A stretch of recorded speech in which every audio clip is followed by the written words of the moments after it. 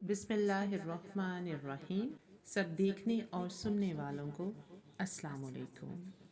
الصلاۃ والسلام علیکہ یا سیدی یا رسول اللہ یا حبیب اللہ۔ حضرت داؤد علیہ السلام ایک دن اپنے کمرے میں بیٹھے زبور پڑھ رہے تھے۔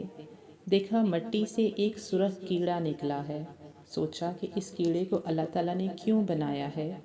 اللہ کے حکم سے کیڑا بول اٹھا اور کہنے لگا، اے اللہ کے نبی، میرا دن اس طرح گزرتا ہے کہ اللہ نے میرے دل میں یہ بات ڈال دی کہ ہر روز 1000 بار میری حمد و ثنا اور وحدانیت بیان کرو، اور میری ہر رات اس طرح گزرتی ہے کہ اللہ تعالیٰ نے میرے دل میں یہ بات ڈال دی ہے کہ 1000 مرتبہ رسول پاک صلی اللہ علیہ وسلم پر، جو کہ آخری نبی ہیں، ان پر درود پڑھو۔